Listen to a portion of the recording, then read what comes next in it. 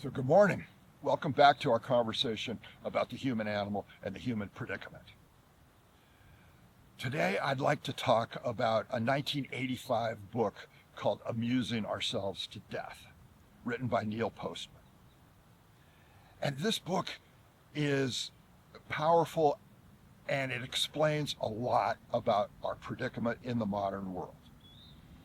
Postman was a scholar and a student of media. And he was particularly interested in the difference between a print-based culture and a TV-based culture.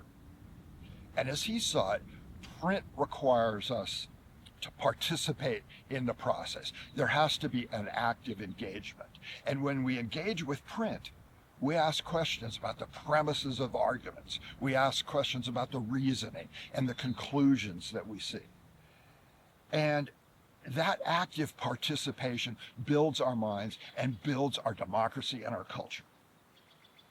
But then when we shift over to television, now we get a superficial kind of engagement. And we don't really participate very much at all. We just become passive recipients of images and colors and lights on the screen. And that degrades our discourse. That leads to a more superficial society. That leads to what Postman called the Las Vegasizing of America. And it's true. It also leads us to ask an entirely new set of questions. So for the ancient Greeks, we used to ask questions like, what is real? What is true? What is right? What is wrong? What's the best way to govern a society? What is good and what is beautiful? But now, in the age of TV, we ask an entirely different set of questions. Will it look good on TV? Will it look good on YouTube? Will it gather a lot of likes and clicks? And most of all, can we monetize it? So we look for the spectacular. This is Red Bull culture. We want a spectacle, right? And this also explains a lot about our inability or unwillingness to deal with our ecological crisis, because that crisis doesn't play well on TV, does it? It requires some background knowledge. A lot of times it's inconvenient and distressing and disturbing. It asks people to behave in some new way. Advertisers don't like it, and so we don't see it much on TV. But it also explains a lot about politics in the modern world. And as Postman saw it, politics was becoming more and more like theater all the time. And he was absolutely right about this.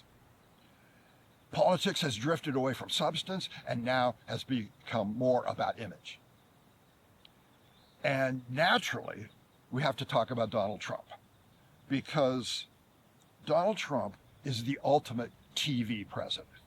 He has no interest in substance. He has no interest in truth or falsity, or even what's right or wrong. All he cares about is appearance and ratings. Now, Trump lies a lot, but that's not really the point. The point is that Trump doesn't even care about the distinction between truth and falsity. He doesn't have any shame around lying. For him, truth is irrelevant. Appearance is everything. And that is what's so toxic, and that is what's so dangerous, because that degrades our culture, it degrades our discourse. So I'd like to share with you a passage from the philosopher and historian Hannah Arendt. She was a scholar of the Holocaust, she was a scholar of totalitarian governments, and she put it this way. The ideal subject of totalitarian rule is people for whom the distinction between fact and fiction, between true and false, no longer exists.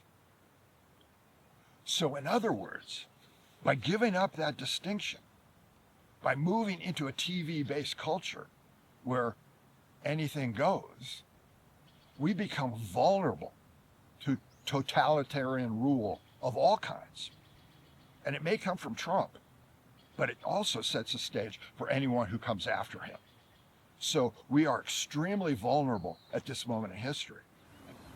And all of this, by the way, is made 1,000 times worse by our smartphones.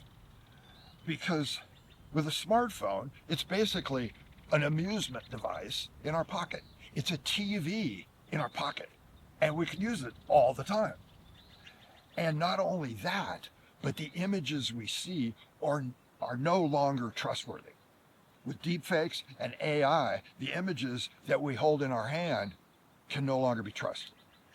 So the smartphone is a tool that can sometimes be used effectively, but more likely it leads us down this path to a superficial, amusement-based culture.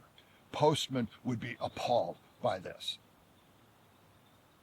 So what do we do? Well, I think the lesson here is pretty clear. I think we need to return to the discipline of print and to asking those fundamental questions about what is real, what is true, what is false, what is right, what is wrong, what is good, what is beautiful. These are the questions of the ancient Greeks, and we could do well to return to those questions. So in short, do your homework. Get back to print. See you next time.